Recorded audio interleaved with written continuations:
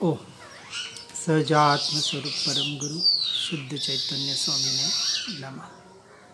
स्यद्वादिन षट द्रव्य गुण पर्याय और प्रमाण का जड़ कर्म चेतन बंध का हरु कर्म के अवसान का कह कर स्वरूप यथार्थ जग का जो किया उपकार है उसके लिए जिन माणी माँ को वंदना शतवारे है, वंदना शतवारे है।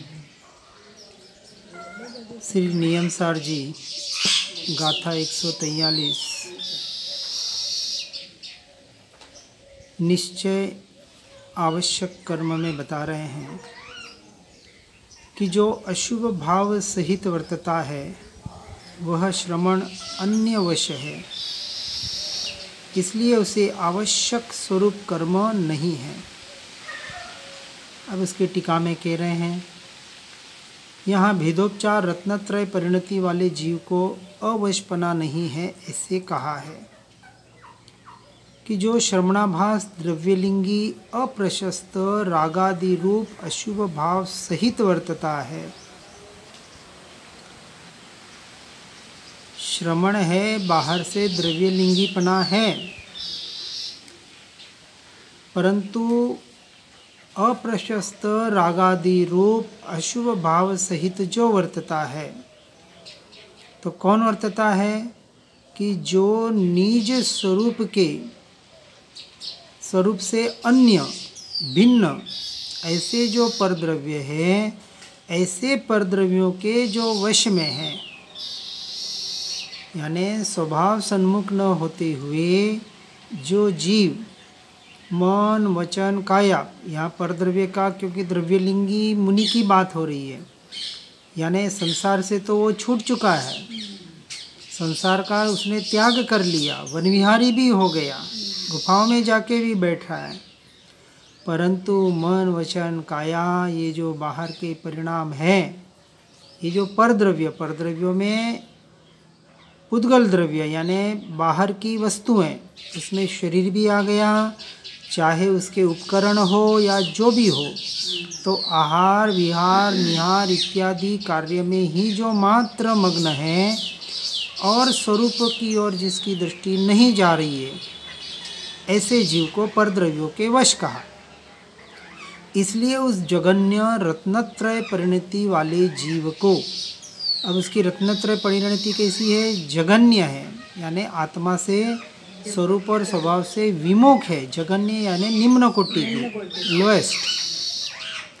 ऐसे जीव को स्व आत्मा आश्रित निश्चय धर्म ध्यान रूप परम आवश्यक कर्म नहीं है, क्योंकि परम आवश्यक कर्म किसको कहा, जो स्व आत्मा के आश्रित हो और निश्चय धर्म ध्यान स्वरूप हो। अन्यथा पर द्रव्य यानी जो मन वचन काया पर आधारित डिपेंडेंसी है, दूसरों के आधार पर डिपेंडेंसी है कि शरीर स्वस्थ होगा तो मेरा धर्म होगा, कहीं से अच्छी गोचरी मिलेगी तो अच्छा धर्म होगा, या बाहर से आहार विहार निहार जैना का पालन वगैरह, उसमें ही सिर्फ जो धर्म मान रहा है, और जो स्व आत्मा के आश्रित निश्चय धर्म ध्यान रूप स्वरूप सन्मुख होकर, स्वभाव सन्मुख होकर, स्व सन्मुख होकर आत्मलीनता का जो पुरुषार्थ नहीं कर रहा है, उसे यह परम आवश्यक कर्म नहीं है, चाहे वो 6 आवश्यक का पालन भी क्यों न कर रहा हो। वह श्रवणाभास है, और ऐसा श्रवणाभास भोजन हेतु द्रव्यलिंग ग्रहण करके स्व आत्म कार्य से विमुख होता है। क्यों होता है? जैसे 3 प्रकार का वैराग्य बताया, दुख गर्भित, मोह गर्भित और ज्ञान गर्भित। दुख गर्भित और मोह गर्भित वैराग्य भले आ जाए, परंतु जब तक वह ज्ञान गर्भित वैराग्य रूप परिणमित नहीं होता है, तब तक वह मोक्ष मार्ग का अधिकारी नहीं है। इसलिए कहा कि ऐसा जीव, कैसा जीव कि जो मात्र भोजन हेतु द्रव्य यानी या तो दुख से वैराग्य प्राप्त करता है या किसी मोह से वैराग्य प्राप्त करता है, ऐसा जीव स्वसन्मुख न रहते हुए परम तपश्चरण आदि के प्रति भी उदासीन लापरवाह रहकर जिनेंद्र मंदिर अथवा उसका क्षेत्र, मकान, धन, धान्य आदि सब हमारा है, ऐसी बुद्धि करता है। कैसी बुद्धि करता है कि बाहर से आहार विहार निहार मंदिर आदि बनाना, उपाश्रय आदि बनाना और उसी में रचा पचा रहना, ऐसे बाहर के आरंभ समारंभ में बुद्धि करता है। अब उसकी गाथा की टीका में आगे कहते हैं कि त्रिलोक रूपी मकान में रहे हुए, कौन सा त्रिलोक रूपी मकान? अपना निज आत्मा, महातिमिर पुंज जैसा मुनियों का यह कोई नवीन तीव्र मोहनीय है। जिस जीवों की बात हो रही है ऊपर, उनके क्या बताया कि कोई नवीन तीव्र मोहनीय है कि पहले वे तीव्र वैराग्य भाव से घास के घर को भी छोड़कर फिर हमारा वह अनुपम घर ऐसा स्मरण करते हैं, यानी जो अपने सांसारिक जीवन का स्मरण करते हैं और उसकी चाह भी रखते हैं, और उसकी चाह न रखते हुए और किसी घर गृहस्थी की चाह रखे या मंदिर उपाश्रय की चाह रखे, कुछ बनाना है, कुछ करना है, ऐसे चाह वाले जीवों का यहाँ मुनिपना यानी कौन सा भावलिंगी पुनिपना नहीं है, उसे यह परम आवश्यक नहीं है, ऐसा कह रहे हैं। कली काल में भी कहीं कोई भाग्यशाली जीव मिथ्यात्व आदि रूप मल कीचड़ से रहित, यानी इस कली काल में भी कोई भाग्यशाली जीव मिथ्यात्व आदि रूप मल कीचड़ से रहित और सद्धर्म रक्षामणि ऐसा समर्थ मुनि होता है।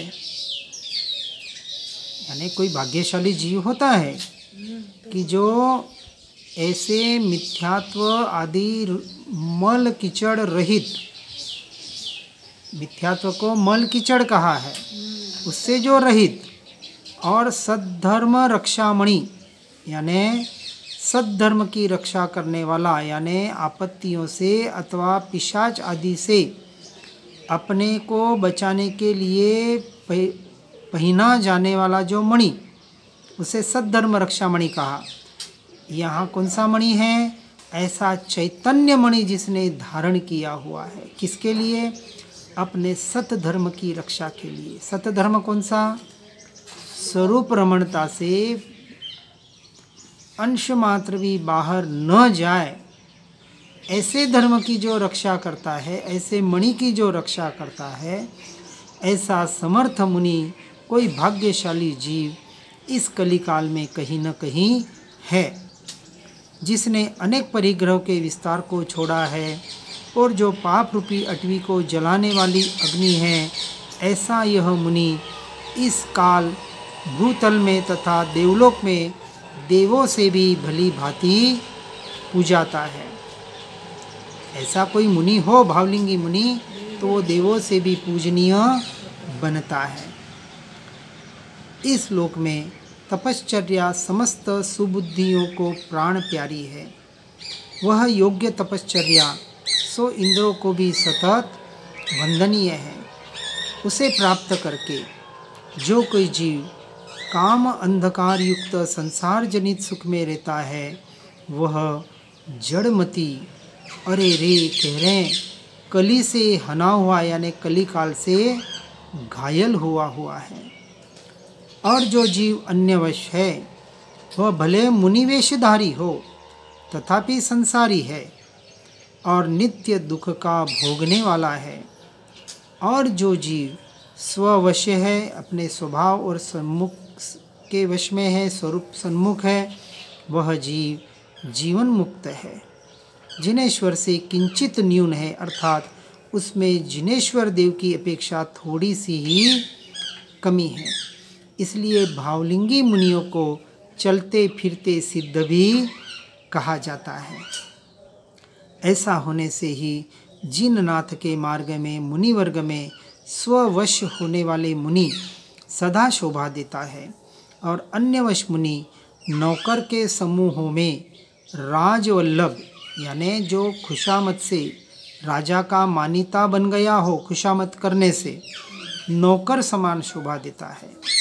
अर्थात जिस प्रकार योग्यता रहित खुशामदी नौकर शोभा नहीं देता, उसी प्रकार अन्य के वश होने वाला मुनि भी शोभा नहीं देता।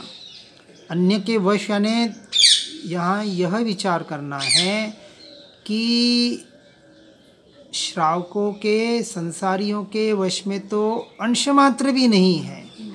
आज के साधु संत करीबन उनके आश्रय से अपना काम चला रहे हैं। तो आज क्योंकि किसी को मंदिर बनाना है, किसी को उपाश्रय बनाना है, किसी को कोई प्रोजेक्ट है, किसी को किताबें छपवानी है, जिनके कहीं ना कहीं प्रोजेक्ट चल रहे हैं, उनको ऐसे श्रावकों के आश्रित, क्योंकि पैसा तो वहीं से आएगा, तो उनके आश्रित रहना पड़ता है। या चाहे भोजन के लिए हो, गोचरी के आहार के लिए हो, यानी कहीं न कहीं पर आश्रित। तो वहाँ द्रव्यलिंगी भी नहीं होता है। भावलिंगी तो की तो बात ही छोड़ें, द्रव्यलिंगी भी नहीं होता है। सच्चा द्रव्यलिंगी मुनि जो शुद्धता से द्रव्यलिंग का पालन करता है, वह भी अपेक्षा से जो अभी बातें बताई ऐसे पर आश्रित नहीं होता है। वो कौन से पर आश्रित है? शरीर के आश्रित है, उपकरणों के आश्रित है, शास्त्र के आश्रित है, यानी शुभ के आश्रित है।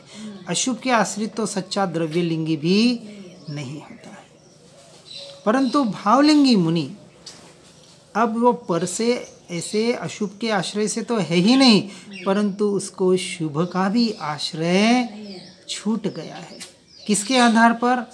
शुद्ध के आधार पर। ऐसे जीव को स्व आश्रित कहा कि जो एकमात्र अपनी आत्मरमणता का ही पुरुषार्थ करता है, वही जीव वास्तविक स्व आश्रित है। अन्यथा जो जिसे अभी शरीर की भी आवश्यकता है, उपकरणों की भी आवश्यकता है, शास्त्रों की भी आवश्यकता है, मंदिरों की या उपाश्रयों की भी आवश्यकता है, वह अभी द्रव्यलिंगी मुनि भी पर आश्रित ही कहा गया है। अब गाथा 144 में आगे बताते हैं कि जो जीव संयत रहता हुआ वास्तव में शुभ भाव में चरता अर्थात प्रवर्तता है, वह अन्यवश है, इसलिए उसे आवश्यक स्वरूप कर्म नहीं है। यहाँ भी इस गाथा में अन्यवश से अशुद्ध अंतरात्म जीव का लक्षण कहा है कि जो श्रवण, जो साधु वास्तव में जिनेंद्र के मुखारविंद से निकले हुए परम आचार शास्त्र के क्रम से यानी रीति से सदा संयत रहता हुआ शुभोपयोग में चरता है यानी प्रवर्तता है, व्यवहारिक धर्म ध्यान में परिणत रहता है, इसलिए चरण करण प्रधान है। चरण करण यानी चरणानुयोग कर्णानुयोग, यानी शुभ आचरण के परिणाम जिसे मुख्य है, स्वाध्याय काल का अवलोकन करता हुआ यानी स्वाध्याय योग्य काल का ध्यान रखकर ही स्वाध्याय क्रिया करता है, यानी शुद्ध नियम का पालन कर रहा है। प्रतिदिन भोजन करके चतुर्विध आहार का प्रत्याख्यान करता है, यानी जो सिर्फ एकल ठाना ठाम चौविहार करता है, 24 घंटे में एक बार ही आहार पानी लेता है, ऐसे प्रतिदिन चतुर्विध आहार का प्रत्याख्यान करता है।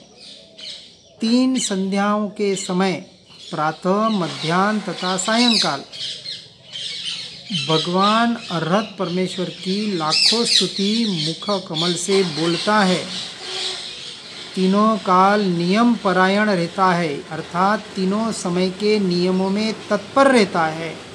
तीनों काल सामयिक आदि सारे प्रतिक्रमण आदि सारी क्रियाएं करता है। इस प्रकार अहर्निश यानी दिन रात मिलाकर 11 क्रियाओं में तत्पर रहता है। पाक्षिक, मासिक, चातुर्मासिक तथा संवत्सरिक प्रतिक्रमण सुनने से उत्पन्न हुए संतोष से जिसका धर्म शरीर रोमांच से छा जाता है, प्रतिक्रमण के वक्त ऐसे रोमांचित होता है। अनशन, अवमौदर्य, रस परित्याग, वृत्ति परिसंख्यान, विविक्ति शय्यासन और कायक्लेश नाम के 6 बाह्य तप में जो सतत उत्साह परायण रहता है, 6 बाह्य तप, स्वाध्याय, ध्यान, शुभ आचरण से च्युत होने पर पुनः उसमें स्थापन स्वरूप प्रायश्चित, विनय, वैयावृत्त और विसर्ग नामक अभ्यंतर तपों के अनुष्ठान में, आचरण में जो कुशल बुद्धि वाला है, परंतु वह निरपेक्ष तपोधन साक्षात मोक्ष के कारणभूत स्व आत्म आश्रित आवश्यक कर्म को निश्चय से परम आत्म तत्व में विश्रांति रूप निश्चय धर्म ध्यान को तथा शुक्ल ध्यान को नहीं जानता। क्या बातें बताई? अब बहुत गहराई से बराबर क्या बताया? पहले क्या बताया? इतना सब कुछ करता है। द्रव्य लिंग मुनि, ये ऊपर जितनी भी बातें बताई, 12 तप का पालन, आहार विहार निहार शुद्ध सब कुछ प्रतिक्रमण कर रहा है, 3 टाइम सामायिक कर रहा है, यानी सारे 28 मूल गुणों का पालन शुद्ध से शुद्ध कर रहा है, एक भी दोष नहीं लगा रहा है। हाँ? परंतु अब क्या कहा? किंतु परंतु वह निरपेक्ष तपोधन साक्षात मोक्ष के कारणभूत ऐसे स्व आत्मा के आश्रित आवश्यक कर्म को, बाहर के सारे आवश्यक कर रहा है, परंतु जो यह निश्चय परम आवश्यक, कौन सा? स्व आत्मा के आश्रित, यानी निश्चय से परम आत्म तत्व में विश्रांति रूप, लीनता रूप, एकता रूप निश्चय धर्म ध्यान को तथा शुक्ल ध्यान को नहीं जानता, यानी अंतर रमणता नहीं कर रहा, ऐसा द्रव्यलिंगी मुनि। इसलिए परद्रव्य में परिणत होने से उसे अन्यवश कहा गया है।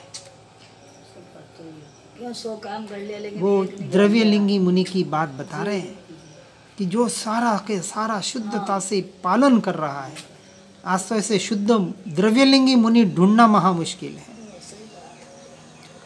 वह मुनि भी अन्यवश है, क्योंकि स्ववश, अपने स्व आत्मा के वश में स्व आत्मा आश्रित नहीं है। और जिसका चित्त तपश्चरण में लीन है, ऐसा यह अन्यवश श्रवण, अब वो बाहर के सारे तपश्चरण में भी लीन है, अठाई कर रहा है, मासक श्रवण कर रहा है, सब कुछ कर रहा है, पूरे देह को कष्ट पूरा गला रहा है, ऐसा यह अन्यवश श्रवण देवलोक आदि के क्लेश की परंपरा प्राप्त होने से शुभोपयोग के फल स्वरूप प्रशस्त राग रूपी अंगारों से सीखता हुआ, देखो क्या उपमा दी है, किसको?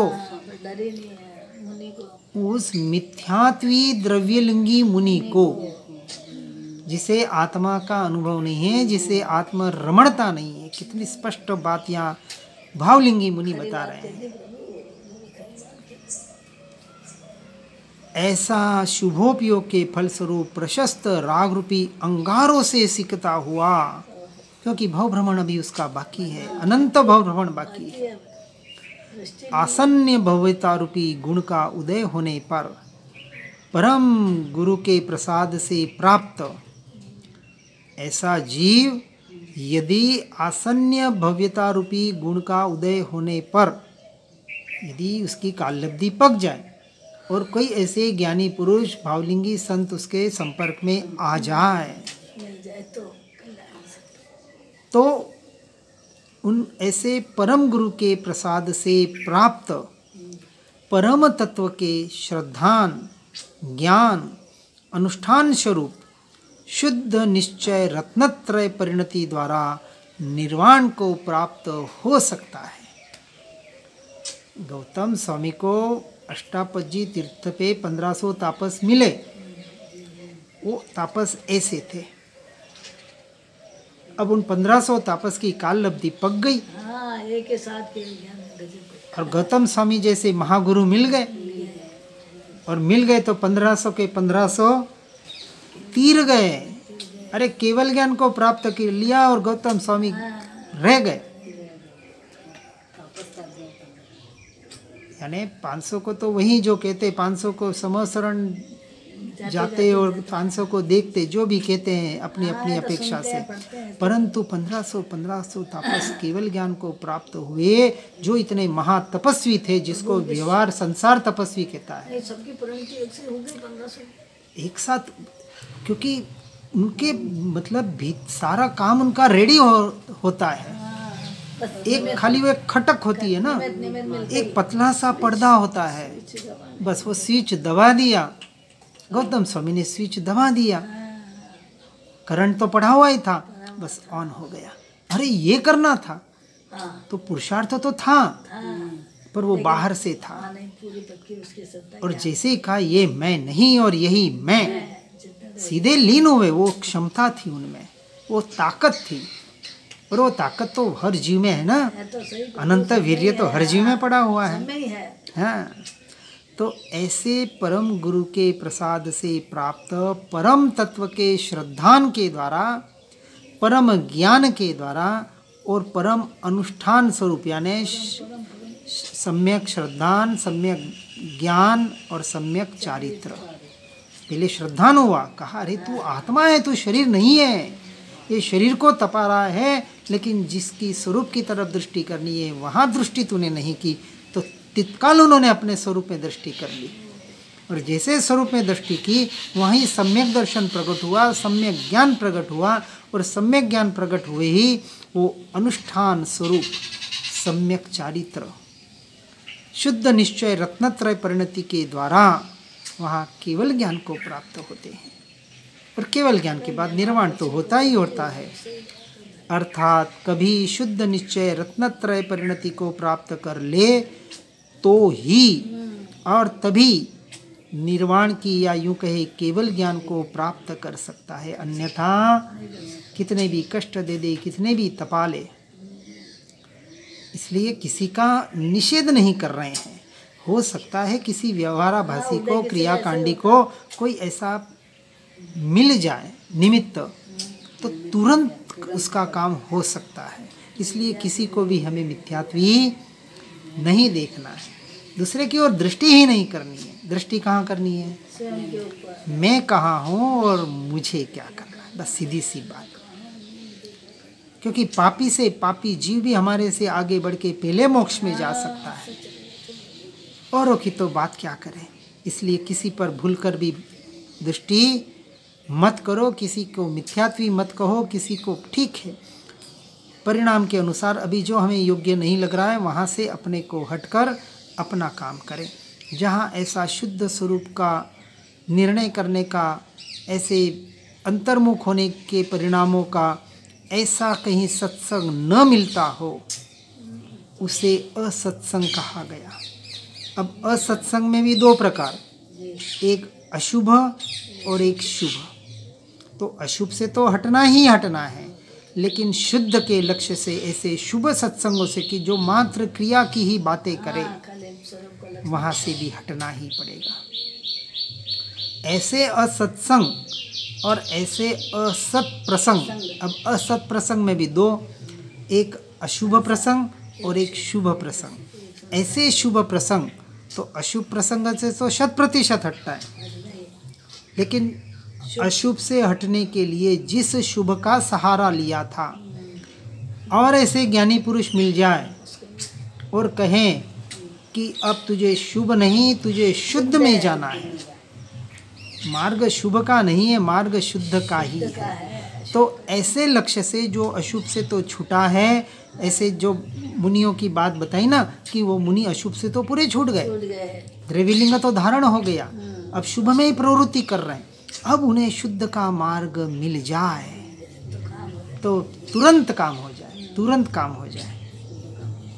हाँ, इसलिए मुनिवर देवलोक आदि के क्लेश के प्रति रति छोड़ो।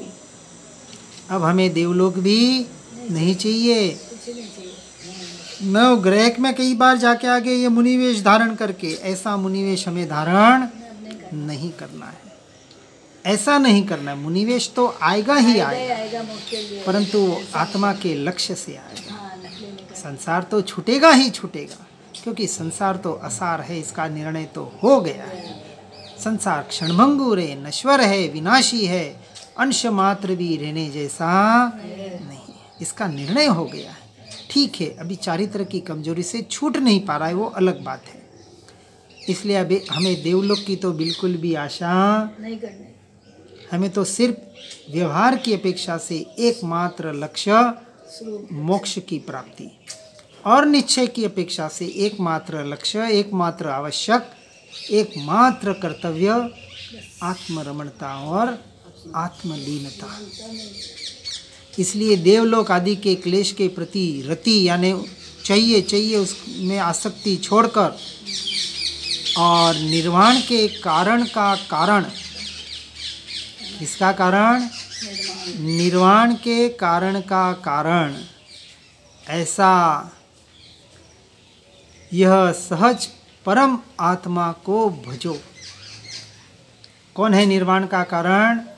परमात्मा नहीं, परम आत्मा, स्वरूप, स्वयं का स्वभाव, उसे भजो कि जो सहज परम आत्मा, परम आनंदमय और स्वसन्मुख होने से परम सुखमय है, सर्वथा निर्मल ज्ञान का आभास है, निरावरण स्वरूप है, तथा नय अनय के समूह से यानी सुनय तथा कुनयों के समूह से जो दूर है, ऐसा जो शुद्ध शुद्ध त्रिकाल शुद्ध जो स्वरूप है, उस स्वरूप को ही भजने का यहाँ उपदेश दिया जा रहा है।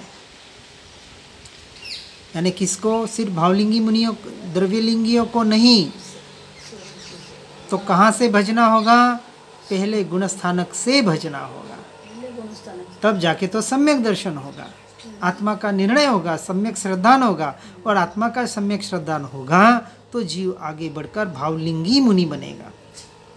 सम्यक दर्शन पक्का हो गया तो और यदि द्रव्यलिंग धारण कर भी लिया है तो उसे पहले गुणस्थानवर्ती द्रव्यलिंगी मुनि कहा। तो सम्यक दर्शन, और ऐसे मुनियों को यानी जिन्होंने बाहर से वेश तो धारण कर लिया, लेकिन अब कोई ज्ञानी पुरुष उनको मिल गए, अब वेश चाहे वो छोड़ रहे या नहीं छोड़ रहे, लेकिन ज्ञानी पुरुषों के वचनों के आधार को ग्रहण करके यदि आत्मज्ञान प्राप्त करे तो वह द्रव्यलिंगी मुनि पहले गुणस्थानक से ऊपर चढ़ते हुए चौथे, पांचवें, छठे तक पहुंच सकता है।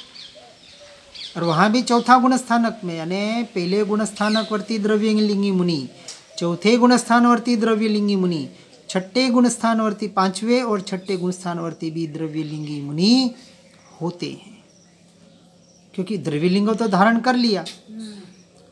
अब सम्यक दर्शन पाना है तो क्या करेंगे? ज्ञानी पुरुषों से ज्ञान की बातें सुनकर समझकर आत्मज्ञान का निर्णय करेंगे, अपनी आत्मा का स्वसंवेदन प्रत्यक्ष आत्मानुभूति का, अपने अस्तित्व का टंकोत्कीर्ण श्रद्धान करेंगे तो चौथे में आए। तो चौथे में 6 महीने के भीतर भीतर आत्मा की अनुभूति हो रही है, इसलिए चौथे गुणस्थानवर्ती द्रव्यलिंगी। फिर 15 दिन के भीतर भीतर शुद्धोपयोग में आएंगे, आत्मानुभूति होगी तो 5वें गुणस्थानवर्ती द्रव्यलिंगी मुनि। और आगे बढ़ते हुए यदि अंतर्मुहूर्त आत्मा में लीन होए तो छठा गुणस्थानक वह पा सकते हैं। उपाय तो यही है, अन्यथा उपाय मात्र बाहर का वेश परिवर्तन का नाम गुणस्थानक नहीं है। तो प्रभु मुनि के पहले सम्यक दर्शन, मुनि के पहले, मुनि के बाद भी सम्यक दर्शन हो सकता है ना, अच्छा निमित्त मिल बिल्कुल जाए। हो सकता है। और पहले मुनि प्रणाम ले इसलिए लिया। कहा ना, पहले चौथे, पांचवें, छठे गुणस्थानवर्ती द्रव्यलिंगी मुनि हो सकते हैं। बाद में भी हो सकता अब गाथा 145 में बता रहे हैं, जो द्रव्य गुण पर्यायों में अर्थात उनके विकल्पों में मन लगाता है वह भी अन्यवश है। देखो एक एक बात को आगे बढ़ा रहे हैं। गाथा 143 उसमें ऐसे द्रव्यलिंगी मुनि कि जो नियम का भी पूरा पालन नहीं करते, वो तो पूरे बाहर है। फिर गाथा 144 में बताया कि जो नियम का तो पूरा 100% पालन कर रहे हैं, परंतु बाहर बाहर को धर्म मान रहे हैं, आत्म लक्षित नहीं है। वो 144 में बताया। अब 145 में उसके आगे की स्टेज बता रहे हैं कि जो जीव, जो मुनि द्रव्यलिंगी द्रव्य गुण पर्यायों में अर्थात उनके विकल्पों में मन लगाते हैं। अब बाहर से तो छूट गए, आत्मा का भी भान कर लिया, लेकिन आत्मा के जो गुण और पर्यायों के जो भेद है, उन भेदों में भी जो मन लगा रहे हैं वह भी अन्यवश है। देखो कितनी गहराई बता दी। अन्य अन्य यानी पर किसको कहा। ऐसे मोहांधकार रहित श्रमण, ऐसा उन्हें कहते हैं। ऐसा अन्यवश है, ये कौन कह रहे हैं? जो मोह रूपी अंधकार के रहित ऐसे भावलिंगी श्रमण ऐसा कह रहे हैं कि जो द्रव्य गुण पर्याय के भेदों के विकल्पों में भी नहीं अटक रहे हैं। ऐसे मुनियों का यह कथन है। यहाँ भी अन्यवश का स्वरूप कहा है। किसे कहा अन्यवश? कि जो भगवान अरहंत के मुखारविंद से निकले हुए कहे हुए मूल और उत्तर पदार्थों का सार्थ यानी अर्थ सहित प्रतिपादन करने में समर्थ ऐसा जो कोई द्रव्यलिंगधारी मुनि कभी 6 द्रव्यों में चित्त लगाता है, कभी उनके मूर्त अमूर्त चेतन अचेतन गुणों में मन लगाता है, और फिर कभी उनकी अर्थ पर्यायों तथा व्यंजन पर्यायों में बुद्धि लगाता है। कभी 6 द्रव्यों के परिणामों में बुद्धि लगा रहा है, कभी गुणों के भेदों में बुद्धि लगा रहा है, कभी पर्यायों के परिणमन में बुद्धि लगा रहा है, यानी अपने उपयोगों को भटका रहा है। बाहर नहीं जा रहा है, बाहर नहीं जा रहा है, पर उपयोग परंतु अपने ही गुणों में, अपने ही पर्यायों की भेदों में अटक रहा है। अन्य द्रव्य में तो नहीं जा रहा है, परंतु सद्रव्य के भेदों में अटक रहा है। मूर्त अमूर्त चेतन अचेतन, ये जो सप्तभंगी और ये जीव स्थानक, मार्गणा स्थानक, वर्गणा स्थानक, ये गुण स्थानक, इनमें ही जो अटका हुआ है, इन भेदों में। और फिर कभी उनकी अर्थ पर्याय व्यंजन पर्याय में बुद्धि लगाता है, परंतु त्रिकाल निरावरण नित्यानंद जिसका लक्षण है, ऐसे निज कारण समय सार के स्वरूप में लीन सहज ज्ञानादि शुद्ध गुण पर्यायों के आधारभूत निज आत्म तत्व में कभी भी चित्त नहीं लगाता। यानी जो अभेद अखंड एक त्रिकाली ध्रुव तत्व है, ऐसा जो ज्ञायक भाव है, ऐसा जो परम पारिणामिक भाव है, जहाँ मैं हूँ यह विकल्प भी, यह विचार भी छूट जाता है, जहाँ मात्र स्वयं का होनापना रहता है, जागृति पूर्वक अपने उस अक्षय खजाने की अनुभूति पूर्वक, वहाँ चित्त नहीं लगाता। ऐसा जीव उस तपोधन को भी उस कारण से ही, अर्थात पर विकल्पों के वश होने के कारण अन्य वश कहा गया। बहुत गहरी बात बता रहे हैं एक स्टेज में लेके।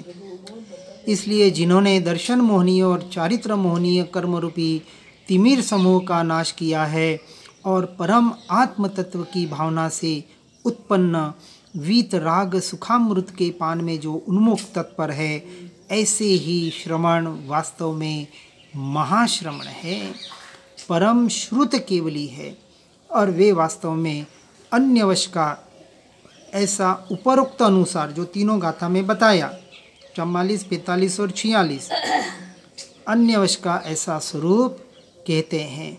इसी प्रकार कहते हैं कि आत्म कार्य को छोड़कर दृष्ट तथा अदृष्ट से विरुद्ध ऐसी उन चिंता से यानी प्रत्यक्ष तथा परोक्ष से विरुद्ध ऐसे विकल्पों से ब्रह्मनिष्ठ यतियों को क्या प्रयोजन है।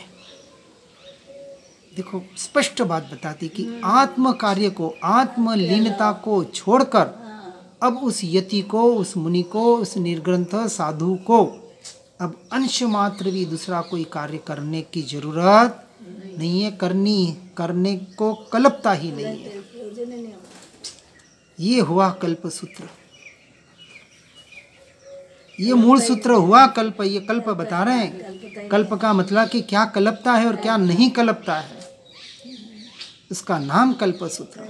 यहाँ स्पष्ट कह रहे हैं उनको इन बाहर के किसी भी कार्य से, इन विकल्पों से भी प्रयोजन नहीं है।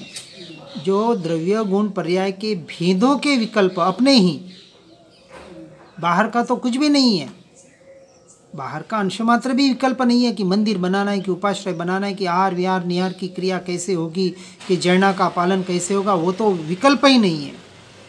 वो तो टोटल बाहर का मन वचन काया का पुद्गल लक्ष्य है। यहाँ तो कह रहे हैं कि जो मेरे आत्मा के गुणों के, अनंत गुणों के भेद और उसकी अनंत पर्यायें, उसमें भी जो अटक रहा है, जीव स्थानक, मार्गणा स्थानक, सप्तभंगी, उसमें जो अटक रहा है विकल्पों में खुद के, इसलिए जो श्रीमद जी ने 4 प्रतिबंध बताए ना, पहला संसार प्रतिबंध वहाँ से छूट गया, फिर कुटुंब प्रतिबंध वहाँ से छूट गया, फिर शरीर प्रतिबंध वहाँ से भी छूट गया, फिर अंतिम प्रतिबंध यह विकल्प प्रतिबंध। यहाँ सबसे भारी से भारी, अच्छे से अच्छे जीव अटक जाते हैं इन विकल्पों में। इस विकल्पों की बात कर रहे हैं, चाहे वो प्रमत्त हो या अप्रमत्त हो। राग तो राग है और राग तो आग है, आग में हाथ डालने जैसा नहीं है। स्पष्ट बात बता दी। जिस प्रकार ईंधन युक्त अग्नि वृद्धि को प्राप्त होती है और जब तक ईंधन है तब तक अग्नि की वृद्धि होती है, उसी प्रकार जब तक जीवों को चिंता यानी विकल्प है तब तक संसार है। अशुभ विकल्पों से निम्न गति का संसार और शुभ विकल्पों से ऊंचे गति का संसार। संसार तो भव भ्रमण तो अभी बाकी है। कब तक? जब तक अपने स्वरूप की स्थिरता नहीं करते तब तक। अब गाथा 146 में बता रहे हैं कि जो पर भाव को परित्याग कर निर्मल स्वभाव वाले आत्मा को ध्याता है वह वास्तव में आत्मवश है और उसे ही आवश्यक कर्म जिनेश्वर परमात्मा, केवली परमात्मा कहते हैं। पहले तीनों के द्रव्यलिंगी मुनि के स्वरूप बताया, अब भावलिंगी मुनि का स्वरूप बता रहे हैं। भावलिंगी मुनि को नियम से द्रव्यलिंग होता है, परंतु सारी क्रियाएं बोझा मानकर करते हैं और एकमात्र आवश्यक क्या होता है? शुद्धोपयोग, आत्मरमणता। यहाँ वास्तव में साक्षात स्ववश परम जिन योगीश्वर का स्वरूप कहा है कि जो श्रमण यानी साधु निर्ग्रंथ मुनिराज निरूपराग निरंजन स्वभाव वाला होने के कारण, क्योंकि भावलिंगी मुनि है तो चौथे गुणस्थानक से पूरा आत्मशुद्धि का ही अभ्यास कर रहे हैं। शुद्धि की वृद्धि निरंतर हो रही है, चौथे में 6 महीने के भीतर, 5वें में 15 दिन के भीतर, और अब उनका लक्ष्य अंतर्मुहूर्त शुद्धोपयोग आत्मलीनता ही है।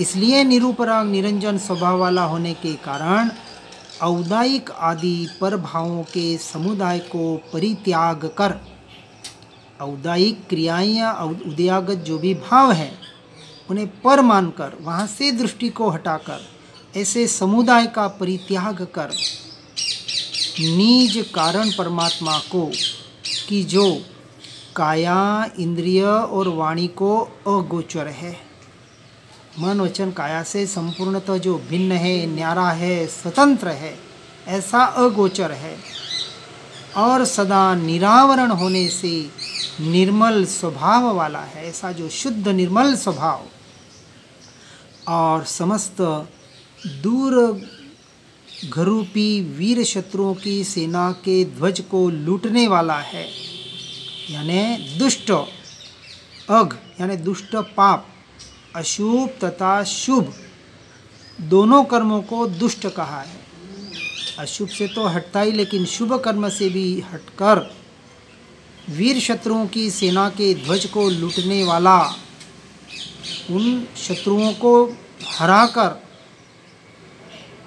यानी ऐसे शत्रुओं के सेना की ध्वजा को लूटने वाला।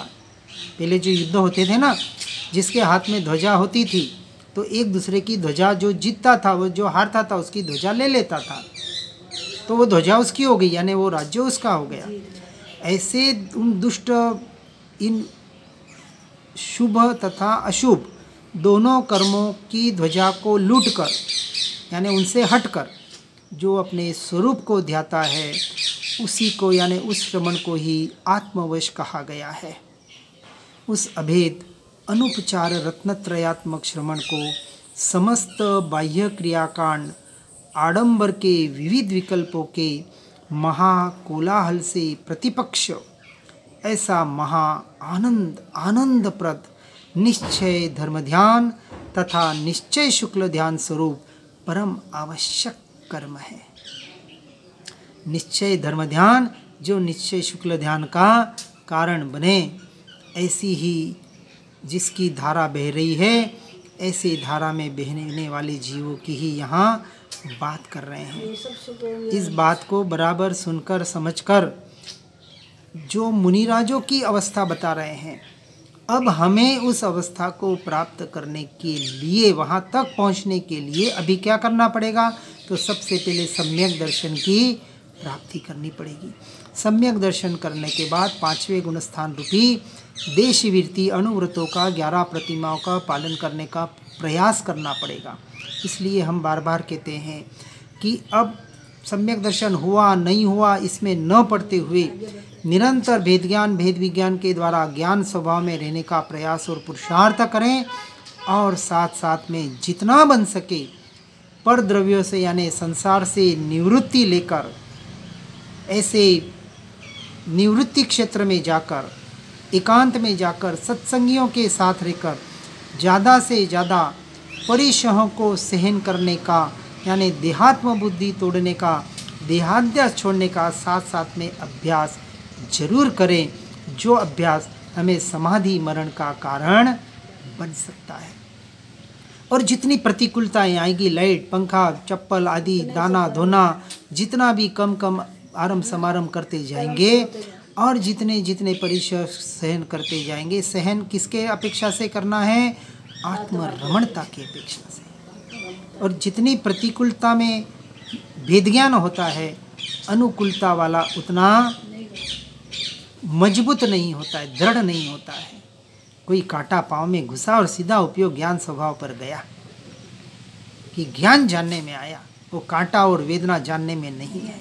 ऐसा अभ्यास निरंतर करते हुए हर जीव व्यवहार निश्चय का समन्वय करते हुए मोक्ष मार्ग में आगे बढ़ने का प्रयास और पुरुषार्थ करे।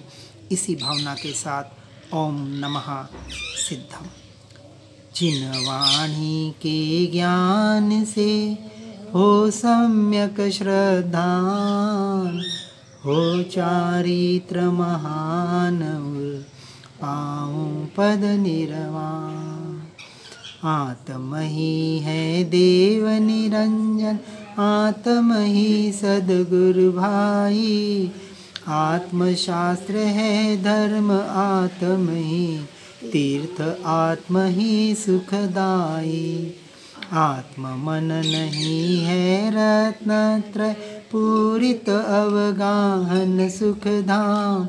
ऐसे देव शास्त्र सद्गुरु को, धर्म तीर्थ को सतत प्रणाम। धर्म तीर्थ को सतत प्रणाम।